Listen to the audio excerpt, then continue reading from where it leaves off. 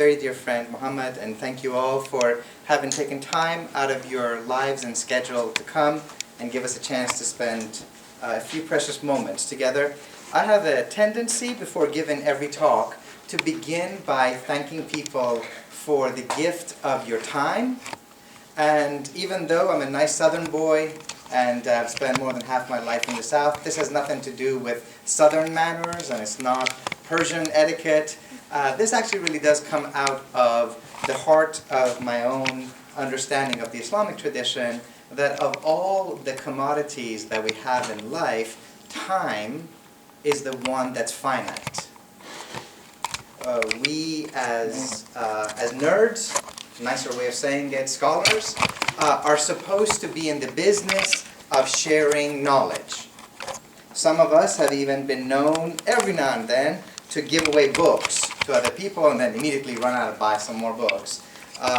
If you're like me, somebody who used to be a tiny little thing and now I'm like doing my best to embody the fullness of a teddy bear, brown and furry, balding tradition, you've gone from a medium size to a large size to an extra large size. I used to be XXL size and now I'm back down to XL size, and I'm thankful to God for this body that I have and all the different clothes that have covered it. Time is a little different. Once we choose, there's 2 seats here, 2 seats back there, so if anybody's looking for a seat, please come and join us. There's 2 right up here, please feel free. The difference with time is that once we spend our time doing something, we're not going to get that time back.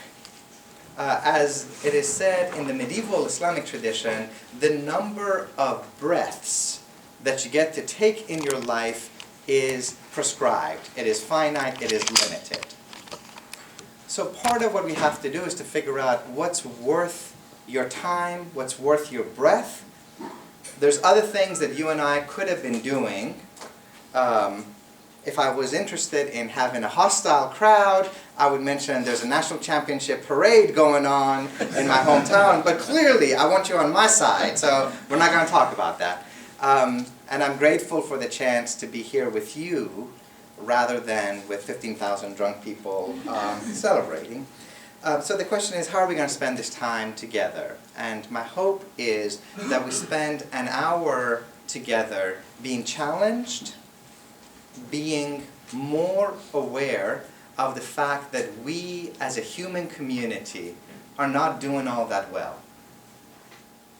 There is pain and suffering everywhere, and it might just be increasing. This planet that we have, which so far is the one place in all the gazillion cosmoses that we seem to be able to live, is coming undone. And part of the task of the tradition that I want to speak with you about today, the prophetic tradition, is to actually get away from the idea of religion as something that makes you feel good about life, something that is designed to make you feel comfortable, and instead it gets back to that ultimate recognition that none of us can do well until and unless we all do well. We live in a world right now where if you want to start at the global level, there's about 1.5 billion human beings who are living on the equivalent of $1 a day. People living without access to basic commodities like water, a home, or a sense of dignity. And if you want to come closer to home, here we are in the United States of America, richest country in the history of humanity. And about half of us are living either in poverty or dangerously close to poverty. If part of the prophetic tradition that King and Heschel and Malcolm and some of these other figures that I want to talk about today, if we take them seriously, that you measure the spiritual, moral, and ethical health of a community based on how the most vulnerable people in that community are doing, we can start taking a look at our babies. Our beautiful children that we have brought into this world. In this country, richest country on the planet, about 20% of our children are living in poverty. If you go over to what Brother West calls the chocolate side of town, looking at the African American community, the Hispanic community, the Native American community, that number increases to around 40%. 40% of our kids who are living in poverty through no fault of their own. Right? And if we take it seriously that our spiritual health is indicated not by how much power the most powerful have, but how the most vulnerable people among us are faring, then the prophetic tradition would have to say to us that we as Americans are not faring all that well right now. Part of what I want to do is a way of turning the light up here just a little bit lower so y'all can see the images a little bit more. I'm not sure which one. I'm just going to try it Come out. around. Give it a shot. No. There, good. Yep. We Go could, back. we could try that. Let's see. No, Yeah? keep This is, There. How about that? You promise not to snore? is that okay? If anybody Yeah, snores, the that's people fine. on the right and the left, gentle, loving elbow, Maybe someone- right? Okay, There, Yeah, that's good. That's good. Yeah, that's good. and it shows up. Thank you. I want to begin by talking about why the prophetic tradition is something that's uncomfortable to us. Rabbi Heschel, Abraham Joshua Heschel, arguably the most important ethical voice of the Jewish tradition in the 20th century, describes the task of a prophet as being like a scream in the middle of the night. A prophet is someone whose conscience is so moved by the suffering of ordinary people that he cannot stand it. The prophet never comes to a community to say, keep doing what you're doing. Don't change a thing. God is especially pleased with the way that you're treating the poor, the orphan, the needy, the widow, the grad students. Right? That's something no prophet has ever said. Every prophet, from the Jewish tradition, the Christian tradition, the Islamic tradition, and I would guess other traditions, have come with the same message. And the message is, the way that you are with God is determined by the way that you are with the least of God's children. Right? Matthew chapter 25. That which you do to the least of these, you do unto me. That kind of a message makes us feel uncomfortable, is threatening to our status quo. So we've got all these tricks on how not to take the prophet seriously. And here's one of them. You turn the prophet into an icon. An icon is not the same thing as a prophet.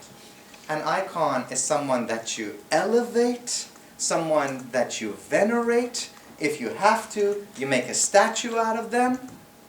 You name a street in every town after them.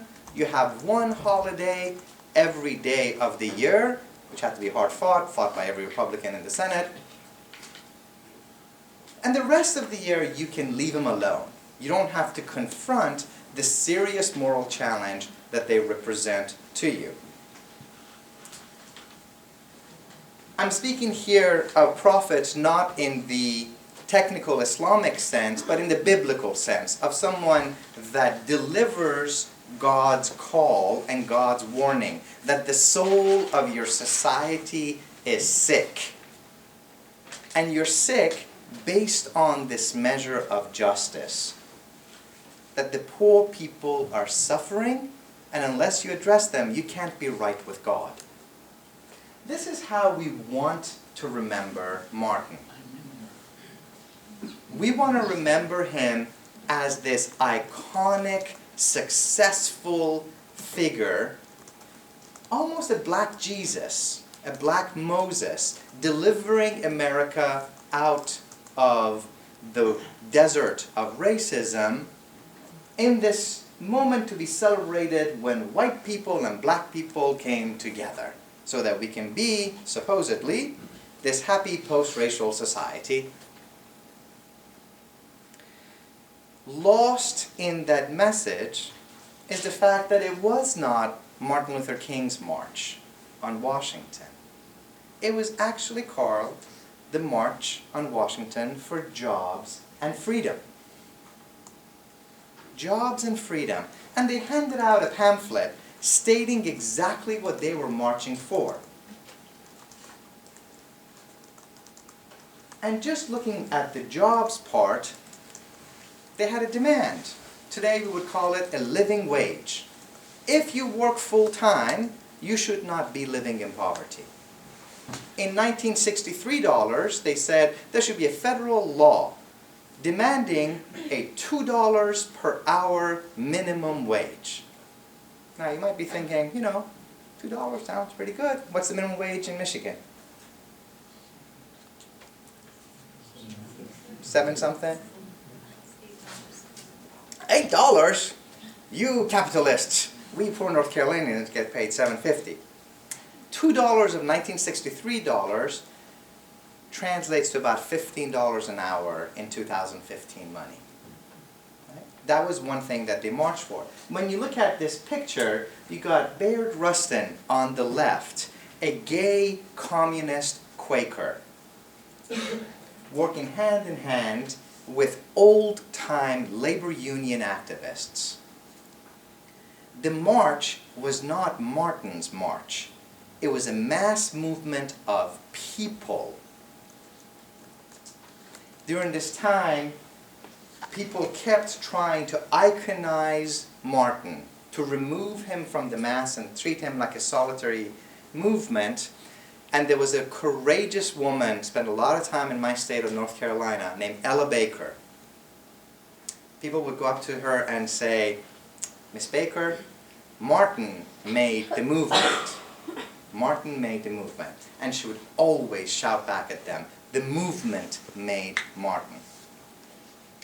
Part of what we're talking about a prophetic movement, is the consciousness among people who devote themselves to alleviating the suffering of others, so that eventually a few gifted, charismatic voices raise up among people, echoing back to them what we've already known to be true in our hearts. That same Ella Baker says, a great people don't need a leader. The leader echoes back to us the truths that we've already experienced. As such,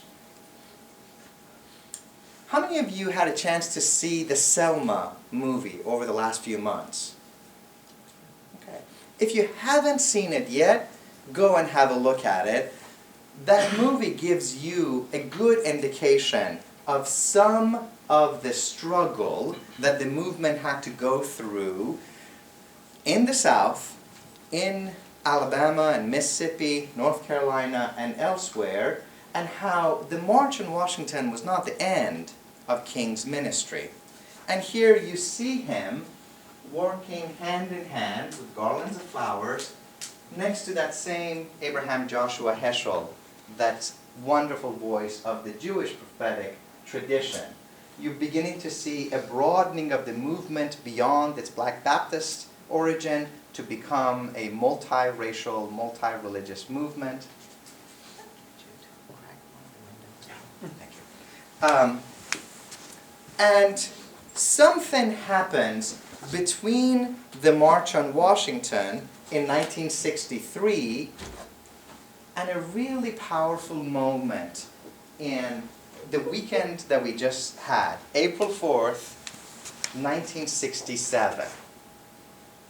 Over a 4-year period, Martin Luther King, who's already won the Nobel Peace Prize, who's already successfully managed the Montgomery boycott, who's already led the March on Washington, who's already been invited to the White House, who's already helped put pressure on a reluctant Southern president to pass the Civil Rights Bill and the Voting Rights Act, the same legislation that the Supreme Court just gutted, using a brilliant logic that goes along the lines of, if it's raining outside and you have an umbrella and you're not getting wet, goes to show you, you don't need the umbrella.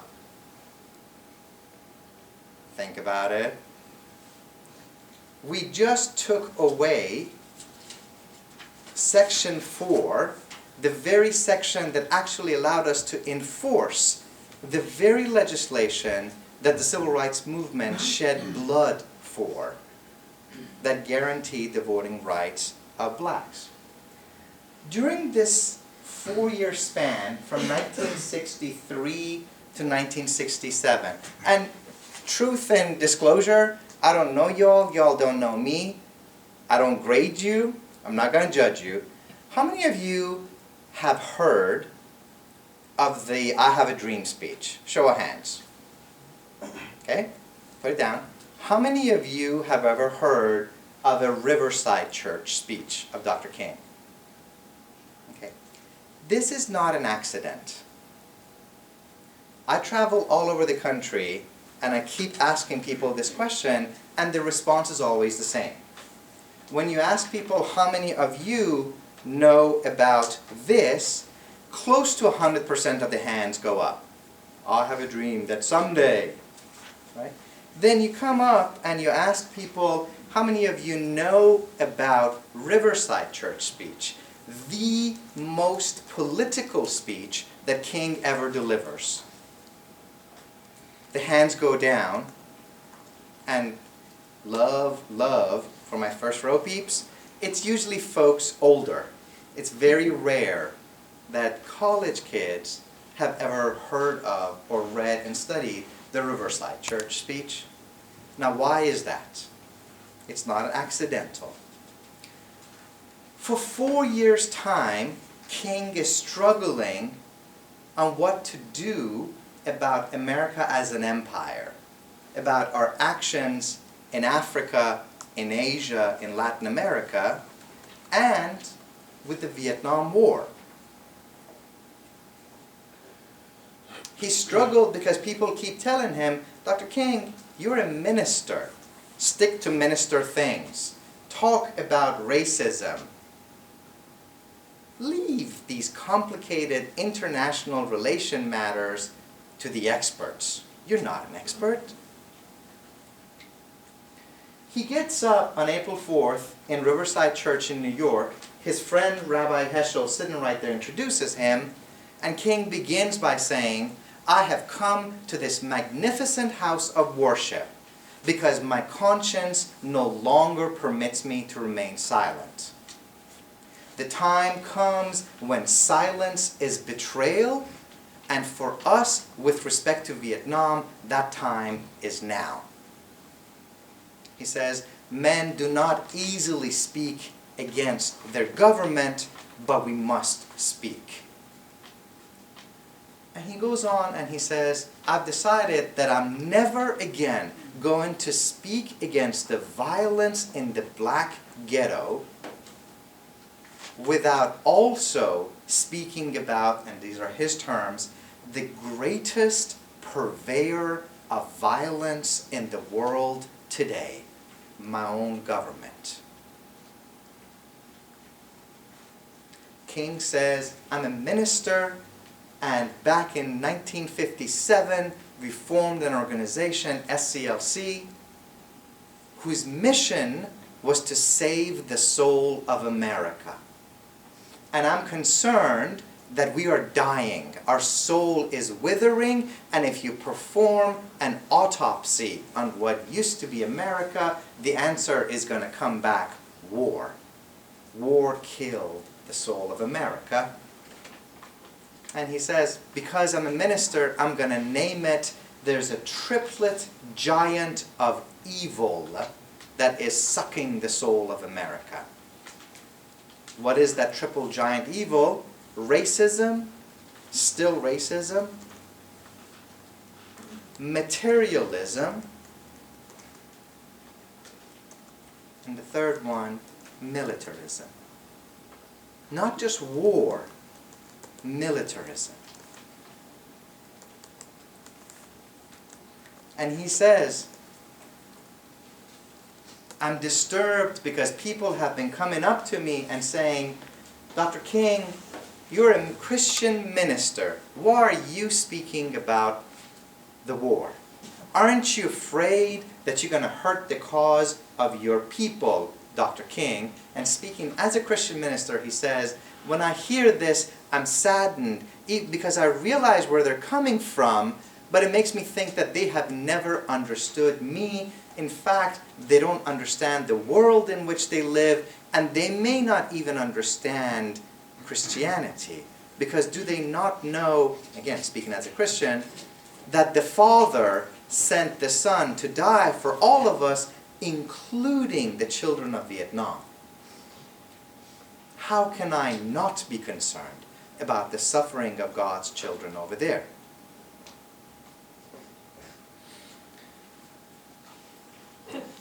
King's speech causes a catastrophic response from larger society. The New York Times publishes an op-ed speaking about Dr. King's error. Basically saying, in so many words, he shouldn't bother his pretty little head with these sophisticated international issues. The Washington Post says he has outlived his usefulness to his people and to America. The FBI calls him the most dangerous man in America today and has him illegally wiretapped for the rest of his life.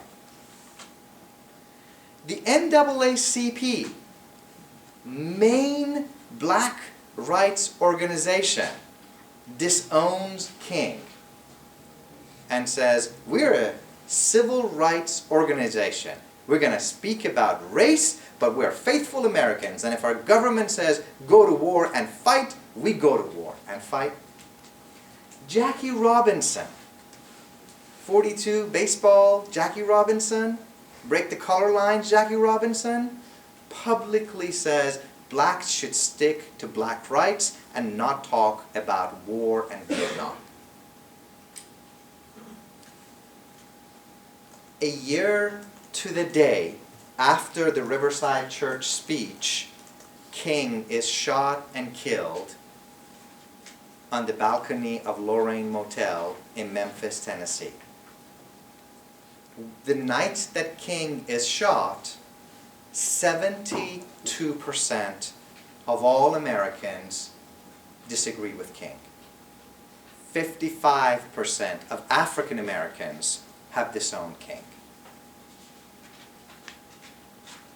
To be a prophet and preach a holistic model of justice where you boldly preach that the suffering here in America is connected to the suffering over there in Asia and Africa is not a popularity contest.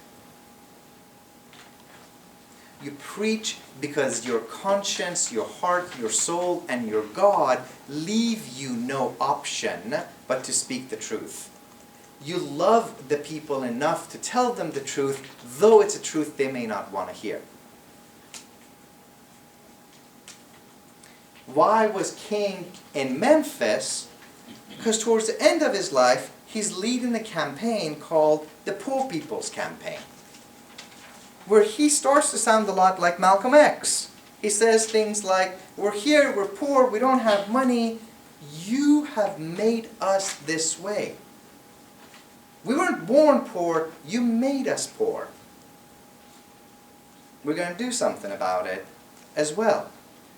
If you watch this king of the last few years of his life, he says things like, in Washington, I told you all about a dream that I had had, but I might have been a little too naive. He says in an interview to NBC News, America is both a dream and a nightmare.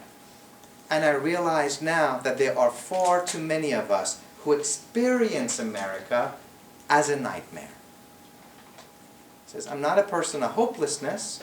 I want to get us to the dream, but I can't do that unless I begin by acknowledging that a lot of us are experiencing this existence as a nightmare.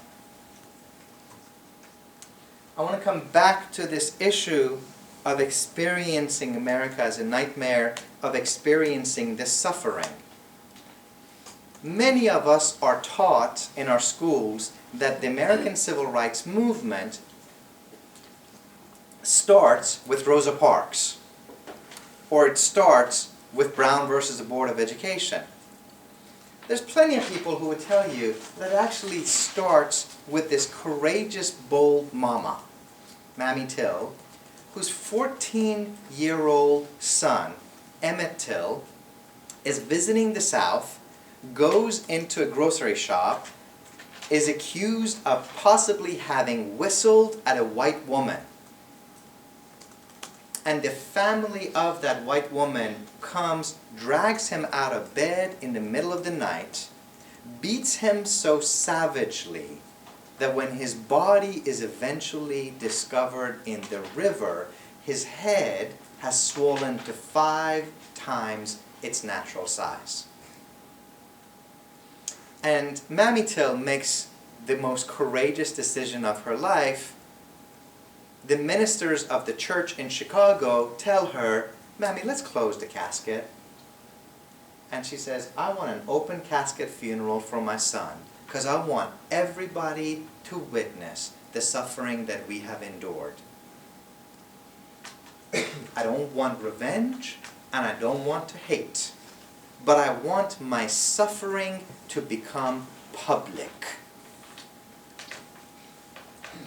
10,000 people line all the way outside this church in Chicago to pay their respects.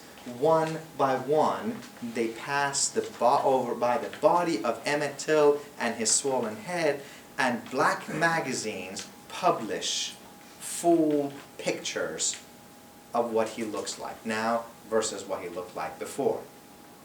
That decision, not just to suffer, but to allow your suffering to speak and to become public, and to do it with a grace and dignity where you say, I have suffered unjustly, and I don't want to make you suffer, I want us to do something about it. That is one of the most bold decisions any human being can make. And it's disturbing, and it's unsettling, and it's prophetic.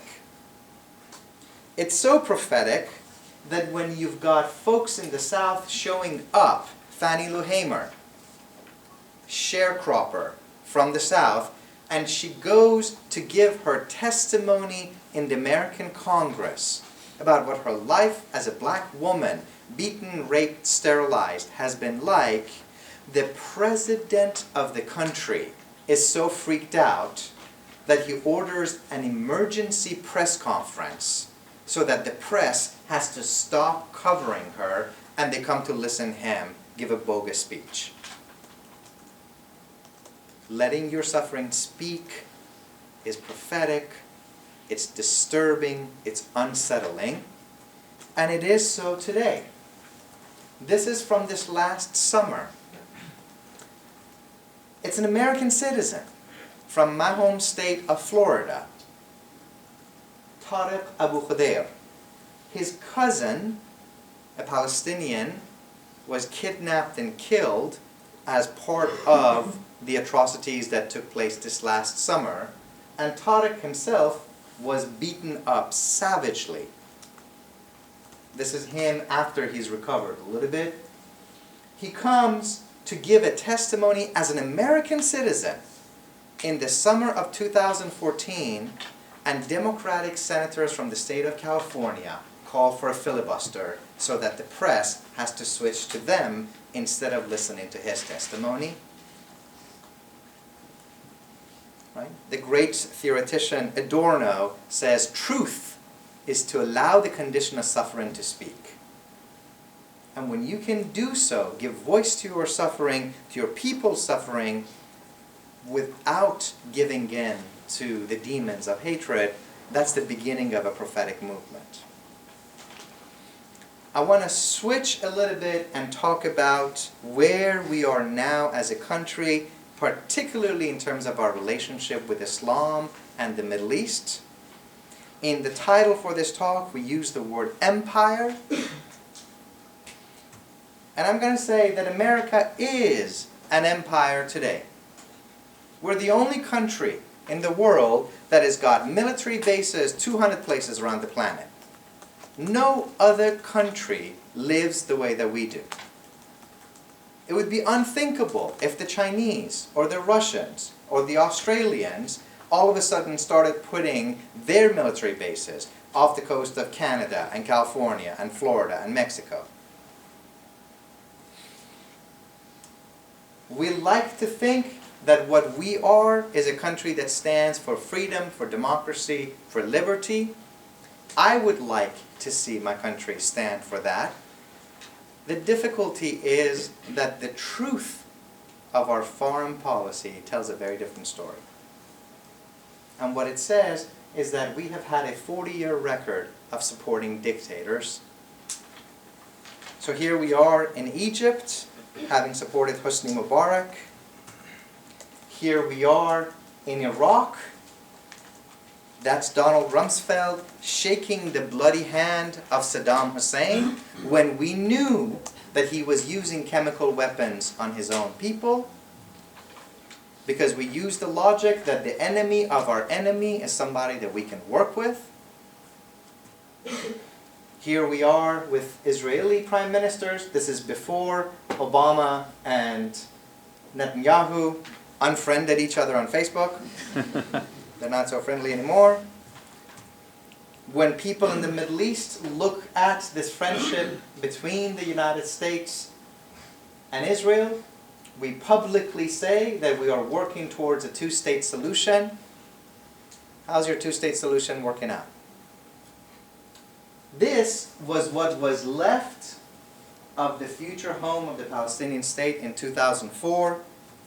A couple of years after that, if you zoom in, it looks like a whole series of islands, Palestinian islands, separated. Everything that is blue is Israeli-controlled settlements, roads, and military-controlled regions. We preach that we are working towards a two-state solution, and yet we are funding and supporting an ongoing occupation. This discrepancy between claiming to stand for liberties while actually supporting something else has a long legacy in the Middle East. You don't need to worry about writing this down, but shorthand version. Napoleon shows up to Egypt in 1798 and says in great Victorian English, the language of Jesus Christ, "O ye Egyptians, they might tell thee that I've come to abolish your religion, but I've actually come to restore your rights." Okay? General F.S. Maud, commander of British forces, marches into Baghdad. "Our armies do not come into our cities and lands as conquerors, but as liberators." I love, if we can borrow a word from another tradition, the chutzpah of a British general calling Iraqi cities our cities. Our cities, right? We do not come here as conquerors, we come as liberators. When have we heard this before? From the American Empire. 2003. That same Rumsfeld, that same Iraq. Unlike many armies, you come not to conquer, not to occupy, but to liberate. If you got roots in this part of the world, this is a bad joke that you have now heard for over 200 years. And it's not funny. The very people who are colonizing you, oppressing you, dominating you, keep saying that they're there to liberate you. What else have we done in the Middle East? What else might we have done to have made people there feel, as King would have said, that we are on the wrong side of a worldwide revolution of values, we demonize an entire country by turning them into one evil person. Right? We literally Hitlerized Iraq. And mind you, Saddam Hussein, evil, evil, evil man. If the hereafter is like Monopoly, he will not stop go, he will not collect 200, he is just heading straight to that most tropical place, wherein he shall abide forever. But when we engaged in the bombing of Iraq, we made it look beautiful. We made it look like a video game. And by the way, where was the very first site that we bombed in Iraq? The Palestine Hotel. The hotel that all foreign journalists were staying in, because we did not want people on the ground telling the story of suffering.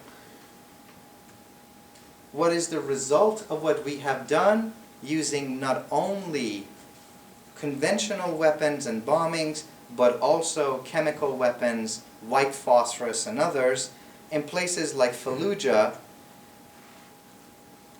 The sources like Independent tell us today that the toxic legacy of what we left behind in Fallujah was worse than Hiroshima.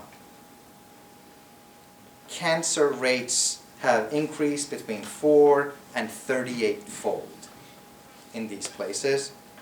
We just found out 2 weeks ago, 700,000 American soldiers have been exposed to these chemical attacks.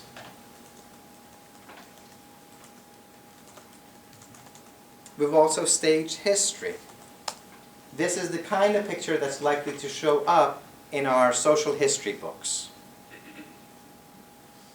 What we don't tell our own people is that it was entirely staged. We placed American tanks all around a circle, bussed in people, gave them heavy equipment to bring down the statue, and videotaped it, making it look like the Iraqis are liberating themselves. It was a made-for-Hollywood, made-for-news moment. The President of the United States went on national television and said, "We have come with great respect for the citizens of Iraq, for their civilization and the religious faiths that they practice."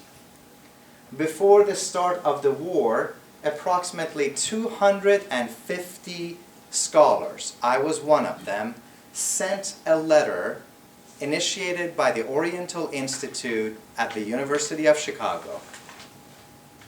We said to the President, "Mr. President, we disagree with this war, we cannot stop you, here's what we're asking for." Iraq is not just a cradle of Iraq history, it's not just a part of Arab history, of Middle Eastern history, of Muslim history. Iraq is the cradle of human history.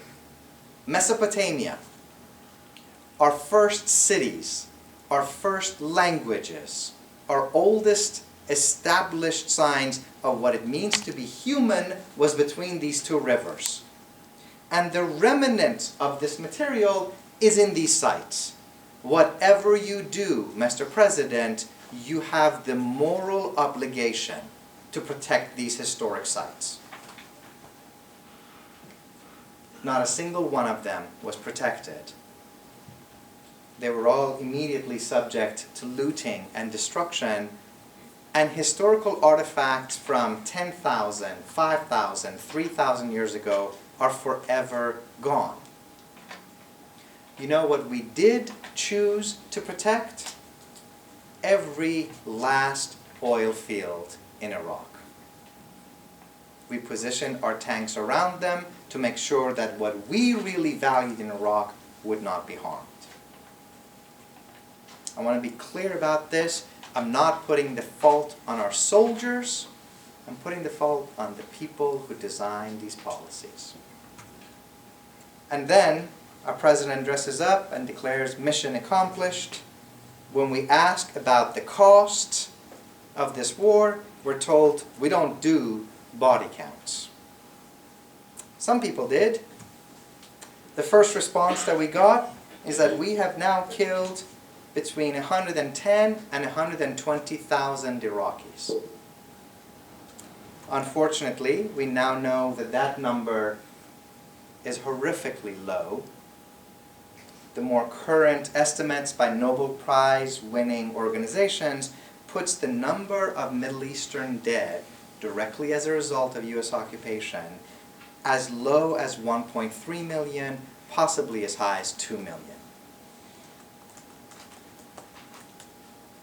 This is on us. Every now and then we get glimpses of what it is that we have done. Every now and then we get an image, a story of the deliberate level of humiliation. That quote, Arabs are particularly vulnerable to sexual humiliation, came from a book called The Arab Mind, which is straight out of the Orientalist textbook of the savage mind, the Negro mind. This is 19th century Orientalist racism that we gave to the US military. And then, if we have kids in the room, just look away for 10 seconds. When some of the most horrific scandals came out, we insisted that these represent not a systematic policy, but simply the actions of a few misguided individuals. Surely, something like this could never be authorized by our government. You can come back. Now what I kind of want to do is to ask the question of the cost that we're all paying. Remember, when Eisenhower, who's a genuine war hero, is leaving the country, the presidency, the last talk that he gives is to warn us against what he calls the military-industrial complex. It's Eisenhower that says every gun that we make, every warship that we launch, every rocket fired is a theft from the people who are hungry. We think we're a nation that stands for peace. This is our record. What you see in red are places around the world that since World War II we have been involved in skirmishes. The king that we don't want to hear is the king that tells us if you're spending more on military defense than on your programs of social uplift, you're approaching spiritual death.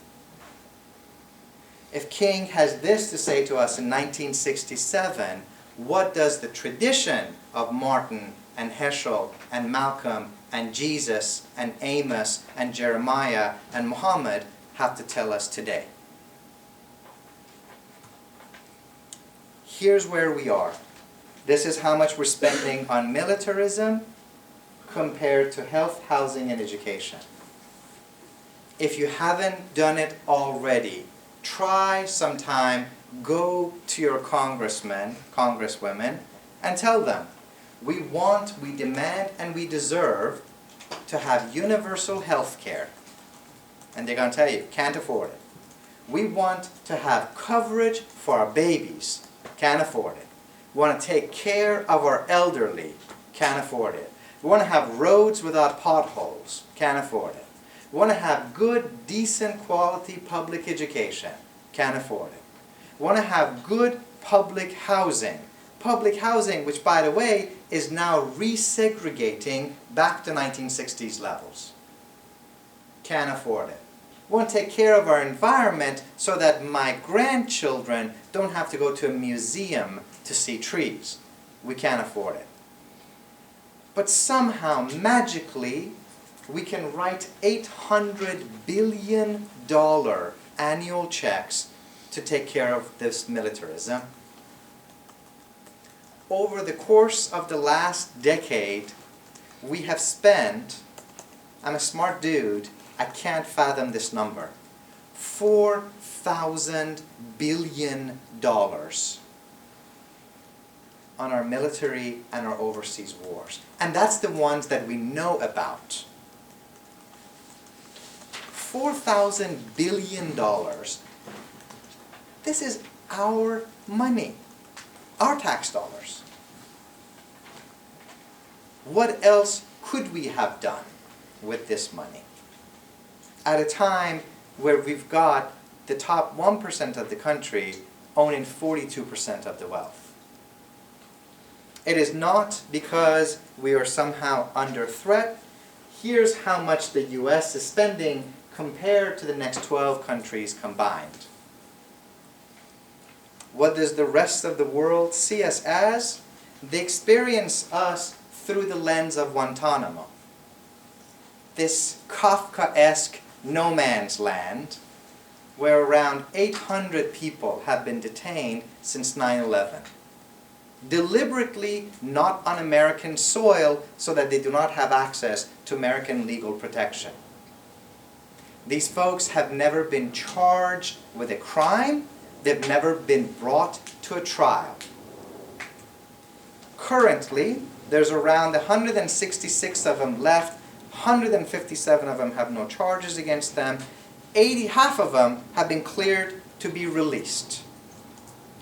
And if you want to measure the health, the moral health, the spiritual health of a society, this is the reality that we got to stare at.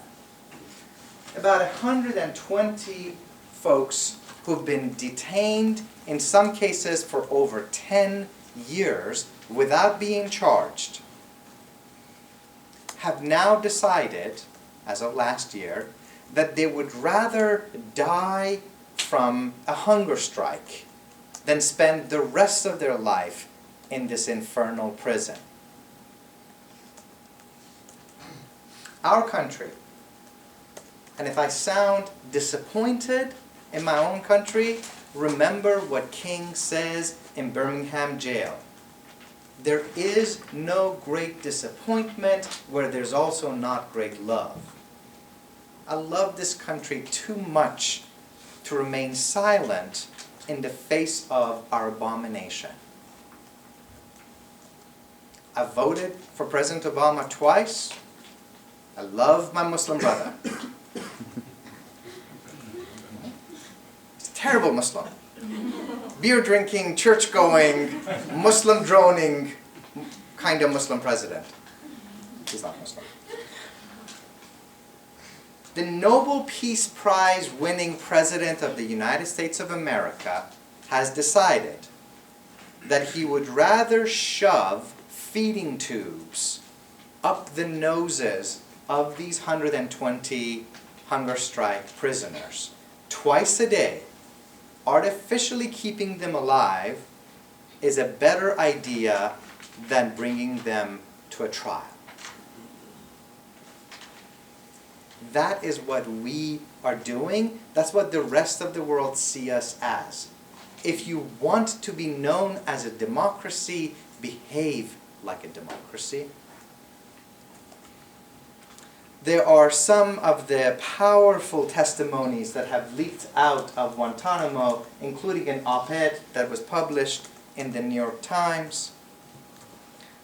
If any of you are fans of great hip-hop and are fans of the great MC Mos Def, he perhaps did something to bring attention to this abomination more than what anybody else has done. He willingly allowed himself to undergo the force-feeding procedure and had a documentary producer record the whole thing.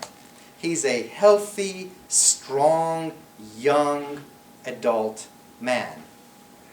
And he broke into tears, begging them to stop after 2 minutes.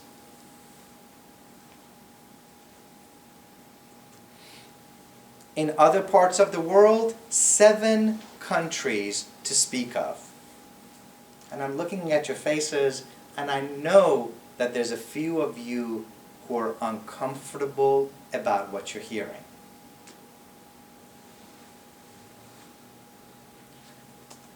What I want you to remember is that the prophetic tradition is not about comfort. It is not about feel good. That discomfort that you and I feel staring at what we're doing is nothing compared to the daily discomfort of people in Guantanamo, people in the countries that are being droned. We've got to keep the voice of King and Heschel in our ear when he says, I cannot be who I want to be until you be who you want to be. That humanity is actually not something that I possess inside myself. Humanity is something that we share. Right? It is, as the prophet says, we're one body. If we're inflicting pain and suffering on one part of the body, the whole body feels it. And there are parts of the human body that the collective we in this room is responsible for. And I say responsible because Heschel always helps us to remember, if you are guilty, all are responsible. You're not guilty, my friends. I'm not guilty. We're not the ones droning. But we are responsible. We are each other's keepers. There are 7 countries around the world that our country right now is involved in a droning campaign.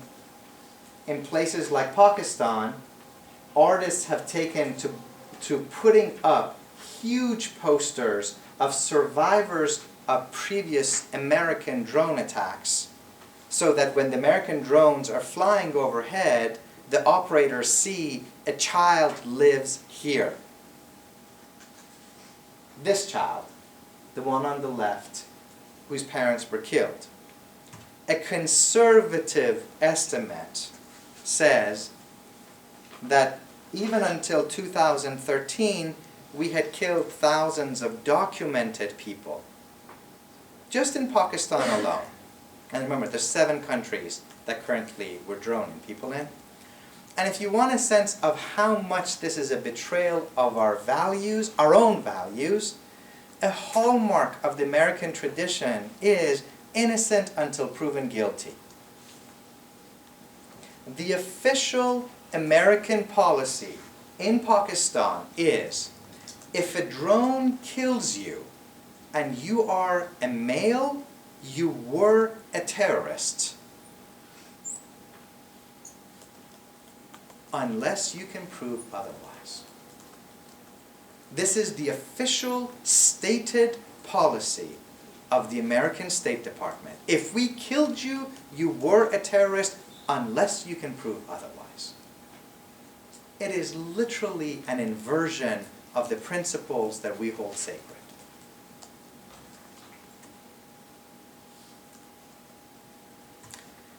In Pakistan, there was a grandmother named Bibi Mamana. Bibi meaning Khanum, lady, Mamana, mother. A grandmother who was picking up okra in her field in preparation for Eid, for the Muslim holiday. The drone, for some reason, thought that this grandmother was Al-Qaeda, blew her into so many pieces that there was no body left to bury.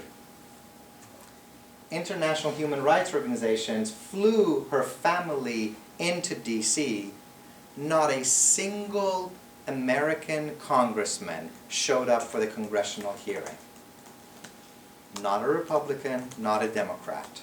Not Elizabeth Warren, none of them. A lot of us know about Malala Yousafzai, the courageous Pakistani young girl, now a woman,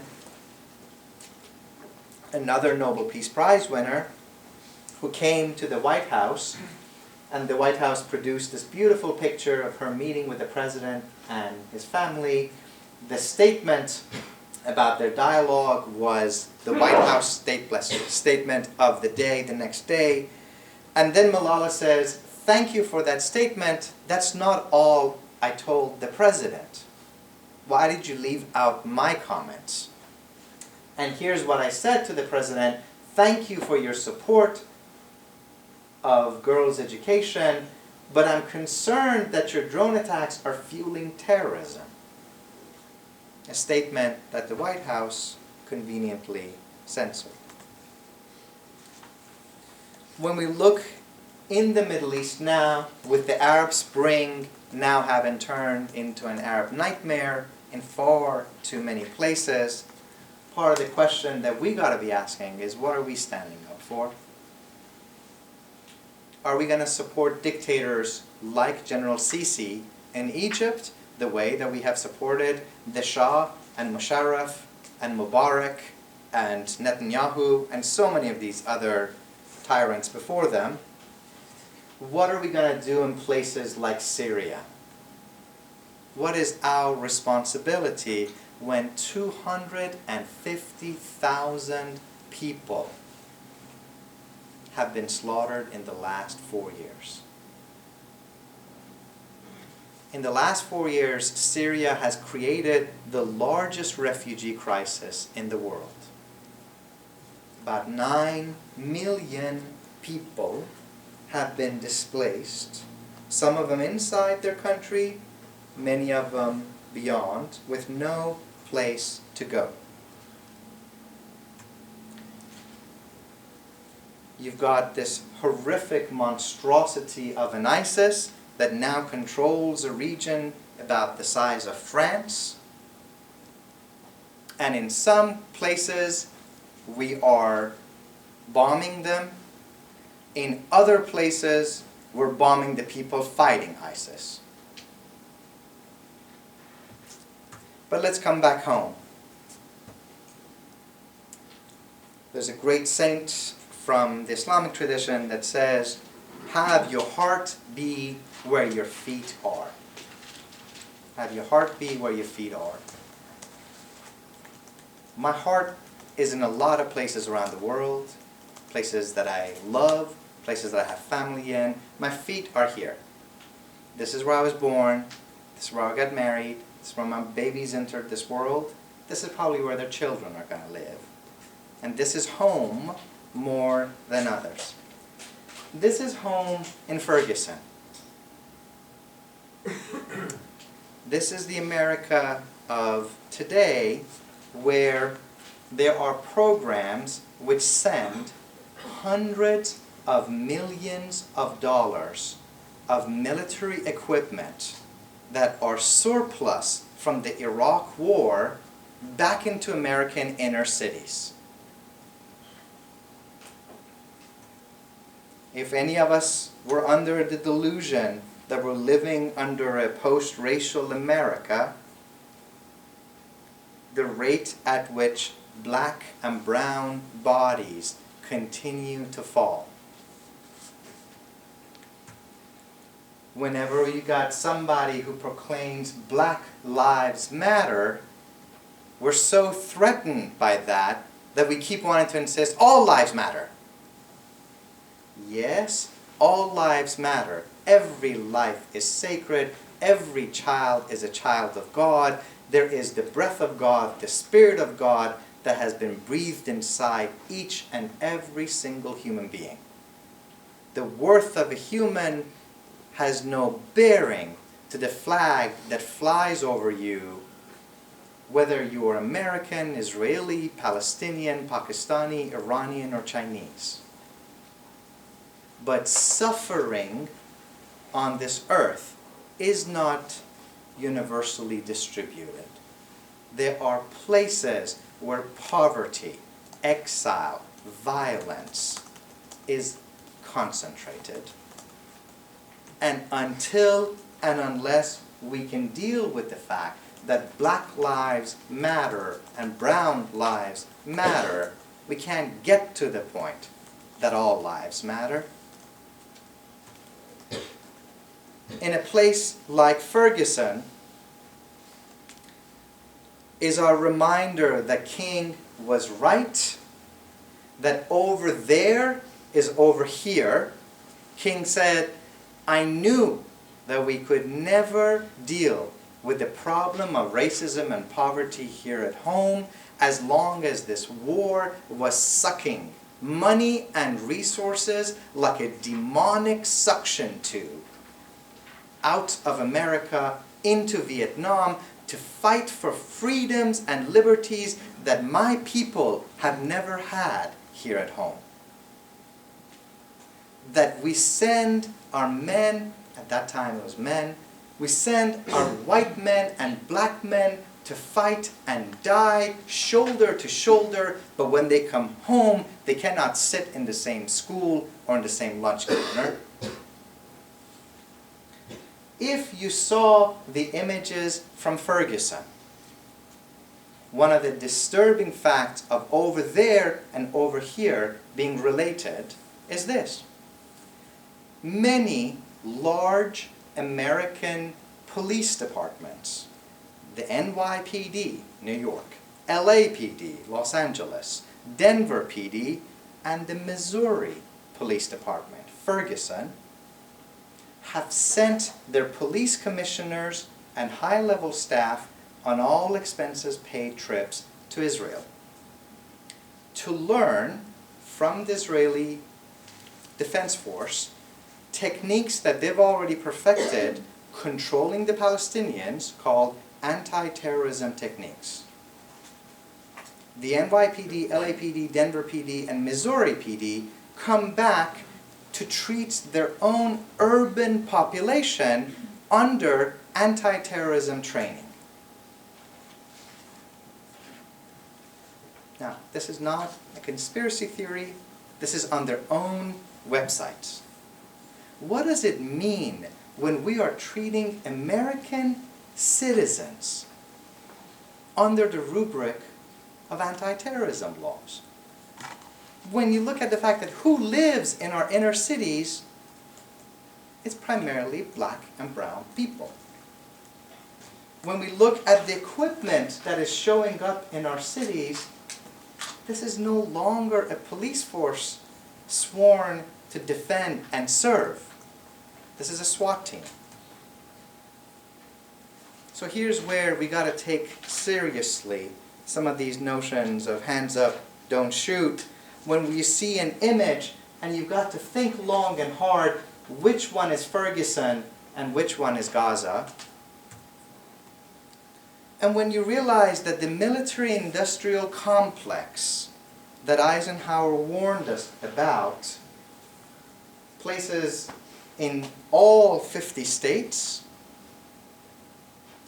Combined Systems Incorporated, which produces tear gas, which is used in Ferguson, in Palestine, and in Egypt.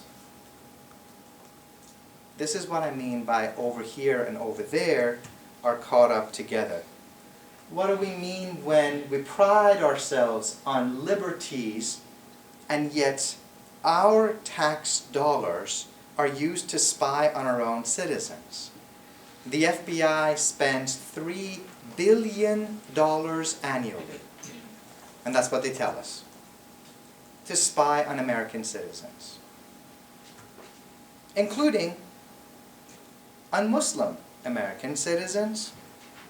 The most hilarious one was the project where they followed Muslims into which falafel joints and kebab joints they like to visit.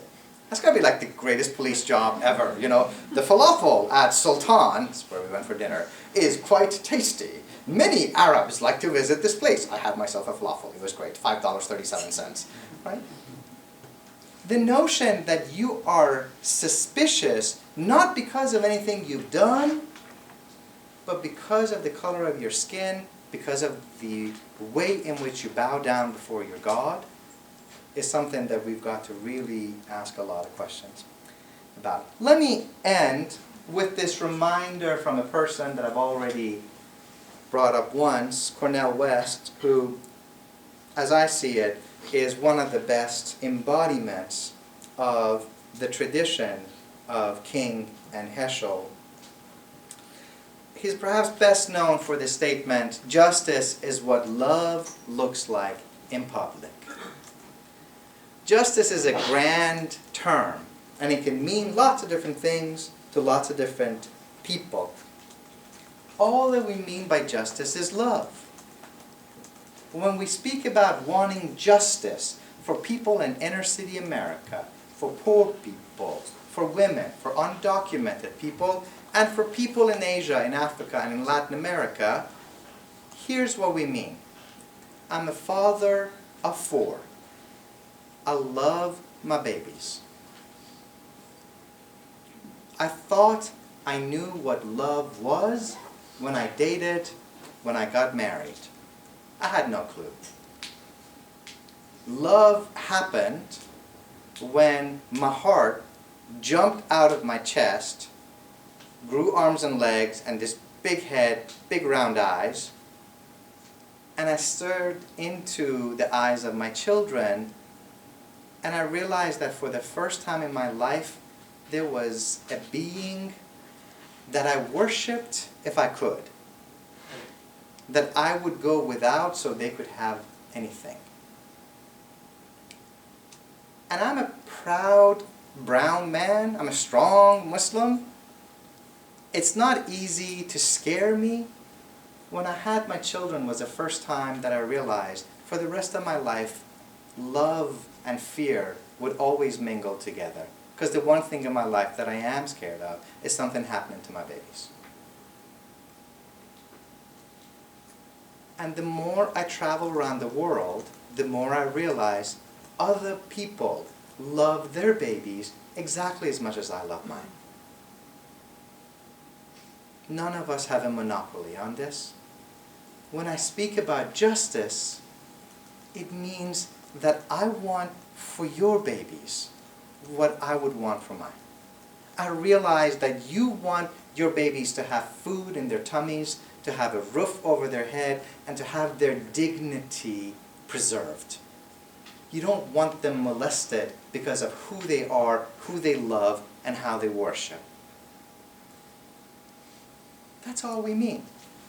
It's to allow love to enter back into our public discourse. We have banished love, exiled love. Love for us belongs in the bedroom. We've narrowed the realm of love to this hypersexualized way. What King, Jesus, Amos, Jeremiah, Muhammad are telling us is you've got to let love shine. That love is a divine force. You were brought into this world through love.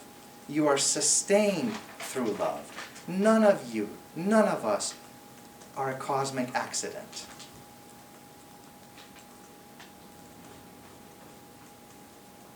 And to want for other people's babies what we would want for our own. To insist that the children of Pakistan and the children of Ferguson have a dignity that they are entitled to. And if they're ever living bereft of it, it's because somebody stole it. And I may not be guilty, but I am responsible. You are responsible. We are responsible. So many of us have spent so much of our life going around apologizing and explaining for our faith traditions and for our communities. For those of us who are Muslim, we know this. We spent the last 15 years telling people Islam is not about terrorism, not about misogyny, not about extremism, not about ISIS, not about Boko Haram. Forget what religion is not about. Tell me what you want to be for. What are you willing to live for? Who are you willing to serve? How are we supposed to be willing to stand up and say, I know I'm going to have some success in my life, but I don't just want success, I want to be great. I want to live a great life. And greatness is measured not by the number of zeros after my bank account, not by where I got my degree from. Greatness is the extent to which I'm willing to project the I into the thou and to say, I can't get to where I want to get to unless we all get there together.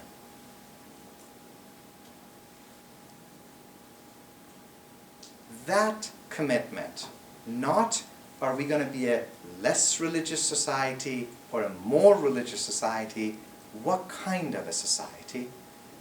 Are we going to be a compassionate society? Are we going to be a just human society, measuring the justice by how the most vulnerable people in our midst are going to be treated?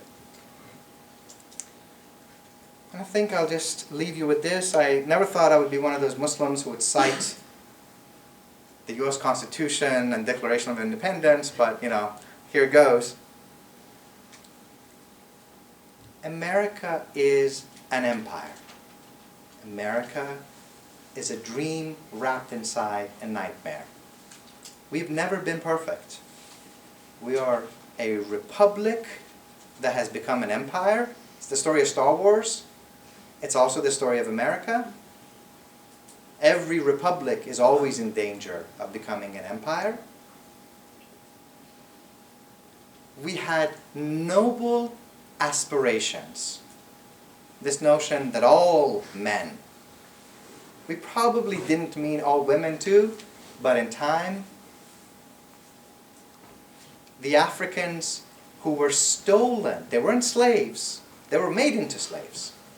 They were stolen from Africa, brought in the belly of ships to this country, didn't experience America as a dream.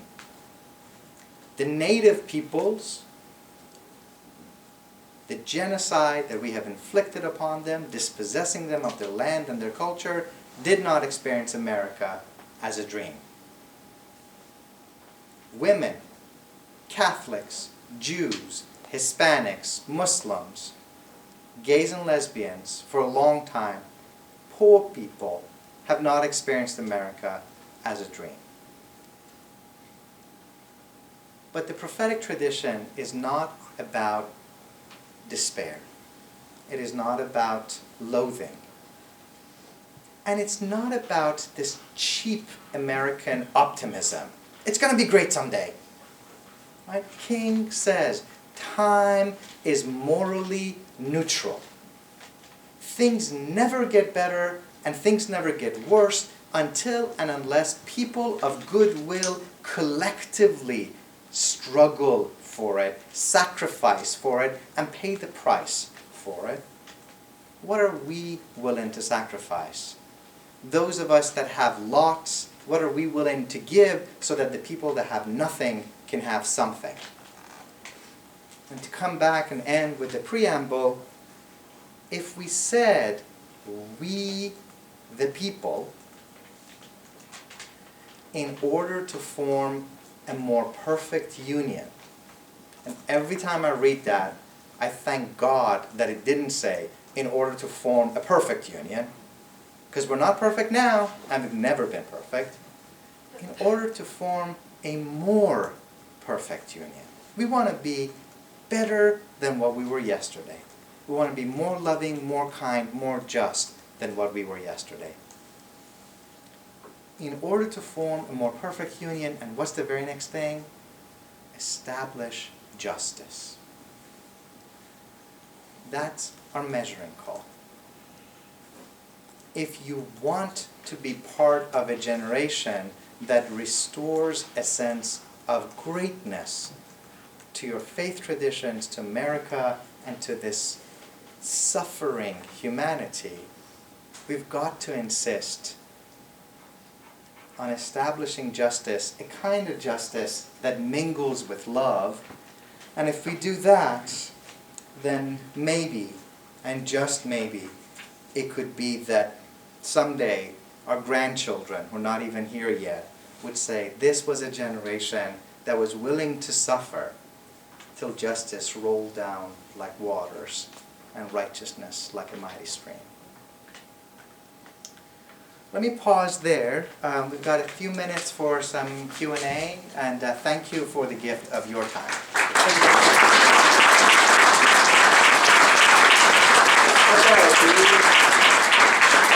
Thank you, Professor Safi. We have about 10 minutes for questions, and because of time constraints, I would ask that these be questions and not lengthy comments or sermons. So, first question.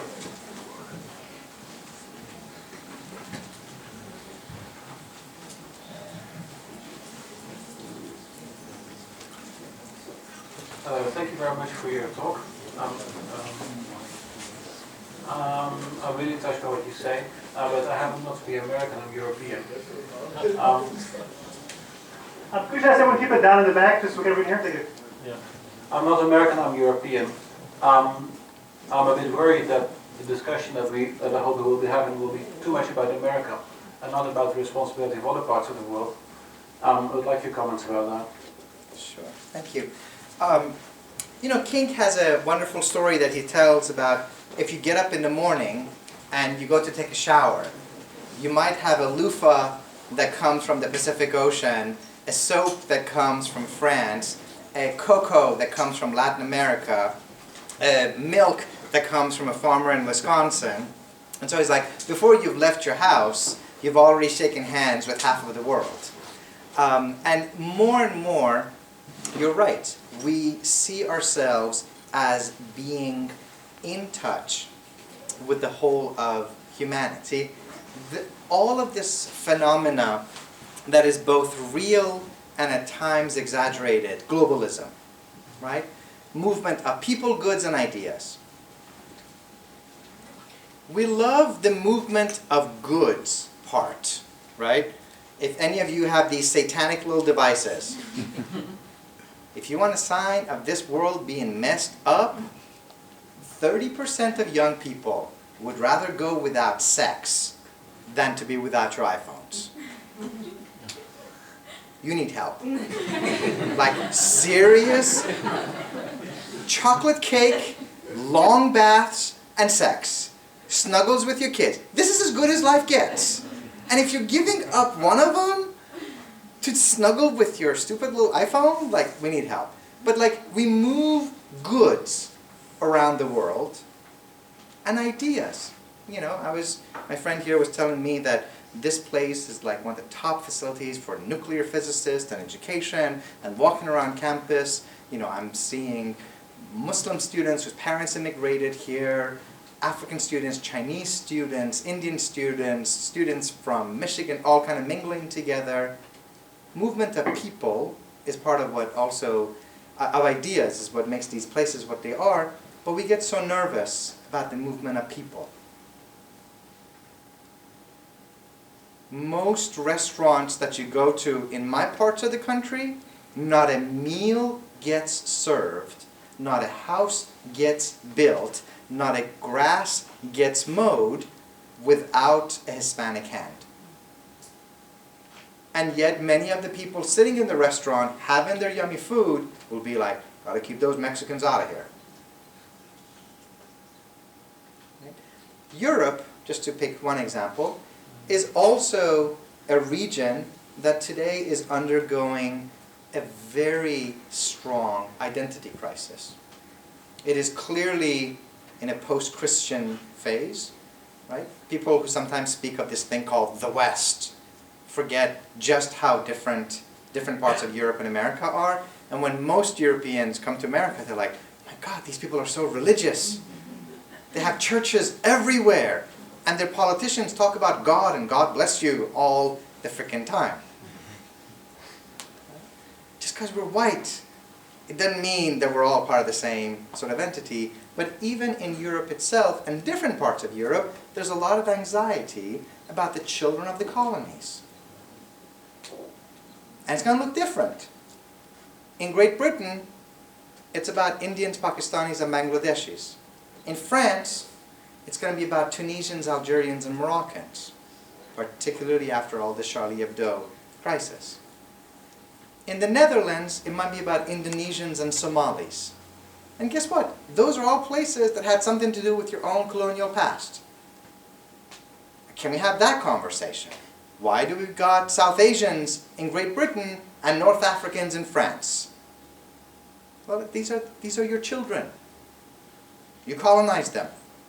You became part of an entity. So in different parts of Europe, I think there are also these complicated identity issues that are going on, and we're all bound up in this in one way or another. That's about maybe as quick as I can say in a couple of minutes. Next question.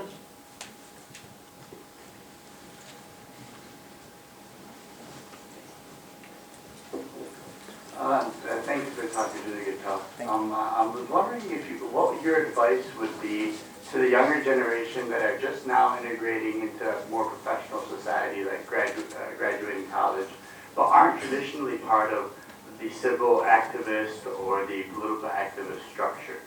there anything, say, a pharmacist can do, or a doctor or a lawyer can do to either advance the cause or make their efforts known? Well, I think the first thing you can do is to support the Muslim Studies program at Michigan State University. Was that a 10% cut for me, or I forget what was it? I mean, look, many of us have this view of activism and what does it mean to be an activist, right? And there's a whole range of it. There's one variety of it that might look like somebody on the streets or somebody organizing a march, a demonstration, a boycott. Activism can also be, I'm a doctor, I want to choose where I set up my practice. Right? I'm come from an Iranian background. My people were not allowed into this country unless we were doctors or engineers. So all, same as Arabs, Indians, Pakistanis, when the US immigration laws changed in 1965, it wasn't give us your poor huddled masses, it was give us your doctors and engineers. So not surprisingly, a whole lot of well-educated people showed up in this country. And guess where all of them went? To the suburbs. They wanted to live where affluent white people live. I'm talking about my own parents here. The community that I grew up in. Right? At some point, a few of them, and I'm proud to say my dad was one of them, he said, we're going to be okay. We got enough to live on, but maybe rather than just going up somewhere in the rich suburbs, I got to give something back to this country that is now our home. So he actually moved his practice to inner city Jacksonville, taking care of single moms with crack babies, undocumented people, and what have you. Right? That's a profound act of activism. Of every person, there's two questions worth asking. Who do you love, and who do you serve? If you answer those two, you've learned a lot about them. Right? I would encourage us to think of activism in this very broad sense of the community that you're serving and the love that you bring into it. If you're a pharmacist, a lawyer, a doctor, never apologize for it. But figure out your career doesn't define you. What do you bring into that career? What's the service, the love that you bring into it? The other thing I always tell, particularly young people, be patient with yourselves. Be kind with yourselves. Be generous with yourselves. If you're sitting here and you're 18 to 25, undergrad, grad, and you keep having to answer this question, what am I going to do when I grow up? What am I going to do after graduation? What job? What internship? I always keep telling people, Jesus didn't become Christ till he was 30. Gautama didn't become the Buddha till he was 35. Muhammad didn't become the prophet till he was 40. Right? You're not any cooler than any of them. Relax. Just a little bit. Invest in who you are as a human. What values do you want to have? How do you want to treat the people around you? And the time is precious. If you're living and your parents are still living, let them know you love them. If there is tension there, try to resolve it. They will be gone soon. These are precious years of your life, and we all got to have something to live on, right? I mean, very few of us have the luxury to be a bohemian philosopher. Yeah, you've got to have something to put food in your tummy. In my case, lots of food in my tummy. But do be as kind to yourself as you tend to be to other people too. Your own being deserves a lot of kindness. We have 2 minutes. Any a short question, maybe? And that, oh, there is one short question. Here we go. This will be the last question. I was very touched and moved by much in your talk, especially on the prophetic themes. I think I was in that picture at the I Have a Dream speech. I was in that crowd that day, and many others after during his time, and I was well aware of the Riverside speech too, and of course we were all in the anti-war movement. But what I continued to admire about King, and why he got the Nobel Peace Prize, I think, was because he was nonviolent. And he taught the discipline of nonviolent resistance. It doesn't always work. Your opponents can be very cruel. But I think one thing he had as a message that I didn't hear in your talk, because you were working very hard on many other difficult ideas such as love and justice. But very important is the concept of forgiveness. And I'd like you to just speak on that idea of, and the reality of forgiveness and what makes it possible. Thank you. Thank you for that, and thank you for also acknowledging the challenge of trying to fit so many topics into a relatively short amount of time. A book that I recommend for people to read, if you haven't read it yet, is when you speak of some of these giants of the prophetic tradition, not icons, just giants, the Ella Bakers, the Fannie Lou Hamers, the Martin Luther Kings, the Cornel West, the Abraham Joshua Heschels. One person whose name I didn't bring up is Desmond Tutu.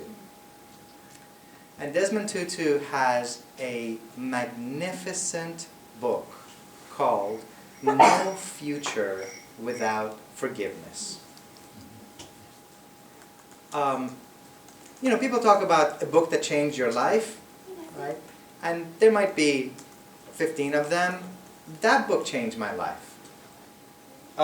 He speaks about having grown up in the context of apartheid. He speaks about the Truth and Reconciliation Commissions that were set up in South Africa. And I think that's important. He says, forgiveness is not a cheap, one-way transaction. It's not, I give you forgiveness. Forgiveness is the reparation of a relationship. Forgiveness is something that you both earn through altering the relationship that you have. But he says, I've come to see through my own work in the context of apartheid that as much as we achieved forgiveness, I have also been absolved. I've been absolved of the bitterness that I've experienced, having been hated, having been discriminated, having been set apart, literally apartheid, and that through this forgiveness, there's actually a liberation. And it's a liberation that I've given myself, right? You have become free of your sin, of your tyranny, of your oppression. I'm free of that rancor and that bitterness. And the way that he talks about it, many of the people that I've read that book with, some of them are coming out of difficult racial, ethnic, national contexts. Iran, Iraq, India, Pakistan, Palestine, Israel. Many of them have found echoes that help them in their own work and missionary. Many people have also found it helpful in marital reconciliation, particularly in relationships where one partner violates the most fundamental trust that people have brought to that relationship. How do you heal after the core of you has been violated? There's something about that message of forgiveness that I think is as helpful, as necessary in our inner personal, interpersonal, social work as it is necessary for the healing of humanity. Thank you. And we are out of time. Please join me in thanking Professor Omid Safi for the presentation.